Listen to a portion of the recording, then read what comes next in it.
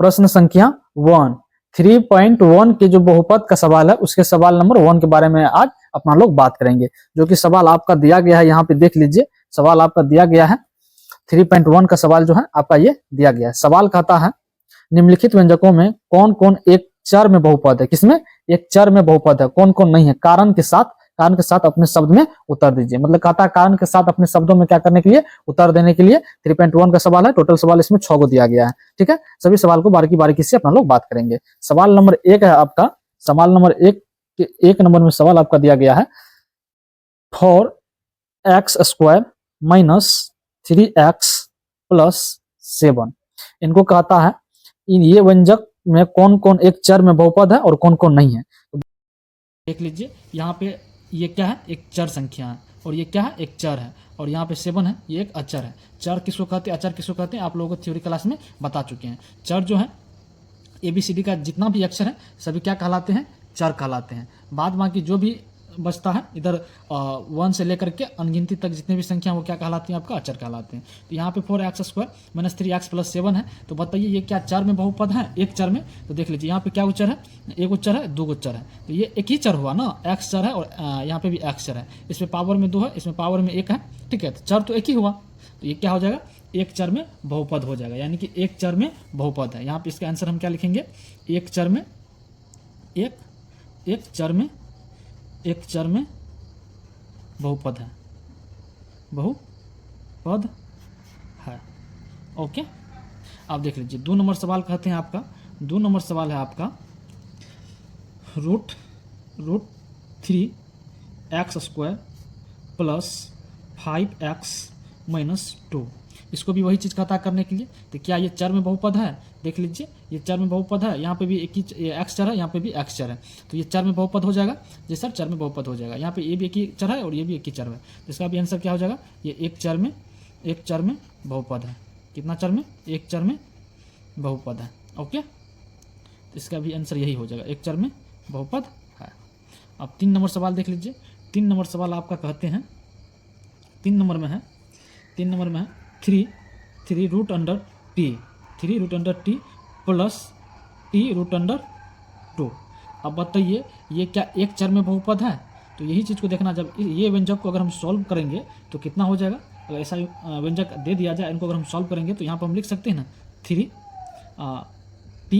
3t power 1/2 लिख सकते हैं। जी सर, लिख सकते हैं। यहाँ पे प्लस से प्लस दे देंगे, रूट अंडर 2t दे सकते हैं, रूट अंडर 2t दे सकते हैं। ओके, देख लीजिए।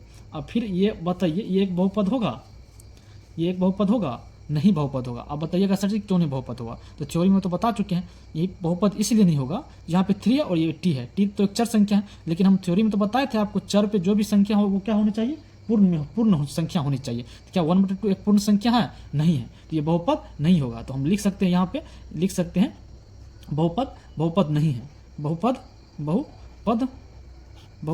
नहीं है, बहुपद नहीं है। क्योंकि, अब बोलिएगा क्योंकि, तो क्योंकि ये बहुपद इसलिए नहीं है कि चर t का घात 1/2 है, 1/2 है, जो पूर्ण संख्या नहीं है, जो पूर्ण संख्या नहीं है। ओके, इसीलिए क्या हो जाएगा, एक चर राशि नहीं होगा। ओके, आप देख लीजिए अगले सवाल है आपका, सवाल नंबर 4 होगा। सवाल नंबर आपका 4 देख लीजिए।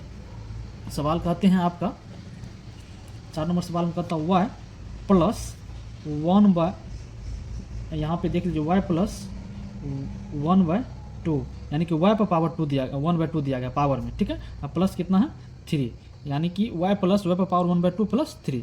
तो अब बताइए ये एक चर बहुपद होगा, ये एक चर बहुपद होगा। अगर इनको हम सॉल्व करेंगे, ये सॉल्यूशन को, यानी कि ये भी व्यंजक जो है, इस व्यंजक को अगर हम सॉल्यूशन करेंगे तो क्या निकल के आएगा आपका y प्लस इसको जो हम ऐसे लिखेंगे तो y माइनस 2 हो जाएगा ना, प्लस 3।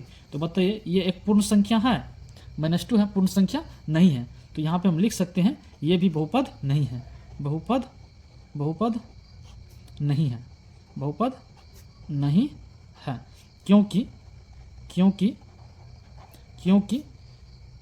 क्योंकि चर क्योंकि चर जो आपका कितना है, चर आपका y है, तो क्योंकि चर y का घात, चर y का घात -2 है, जो पूर्ण संख्या नहीं है, इसीलिए क्या हो जाएगा, ये एक चर राशि नहीं होगा, ये हो जाएगा, ये बहुपद नहीं होगा। ठीक है, अब देख लीजिए क्वेश्चन नंबर अगला 5 नंबर क्वेश्चन देखते हैं। 5 नंबर क्वेश्चन है आपका x पर पावर 10 प्लस y पर पावर, 5 नंबर क्वेश्चन है आपका x पर पावर 10 प्लस y पर पावर 3 प्लस t पर पावर 50। सवाल में आपका कहता है एक चर में बहुपद रहना चाहिए, कितना चर में, एक चर में बहुपद रहना चाहिए, तो क्या ये एक चर में बहुपद है? सवाल नंबर 5 का जो आपका एक चर में बहुपद है, यहाँ पे देख लीजिए क्या गो चर है, यहाँ पे आपका 3 गो चर है, एक गो चर, 2 गो चर, 3 गो चर, एक चर x भी है, एक चर y भी है, एक चर t भी है, लेकिन सबका घात जो है वो पूर्ण संख्या है। 10 पर x पर पावर भी 10 है, y पर पावर भी 3 है और t पर पावर भी 50 है, मतलब ये सभी पूर्ण संख्या है। तो क्या ये बहुपद होगा? जी सर ये बहुपद हो जाएगा, लेकिन कितने चर में बहुपद होगा? 3 चरों में बहुपद होगा। तो हम यहाँ पे लिख सकते हैं इसका आंसर 3 चरों में बहुपद होगा, बहुपद है।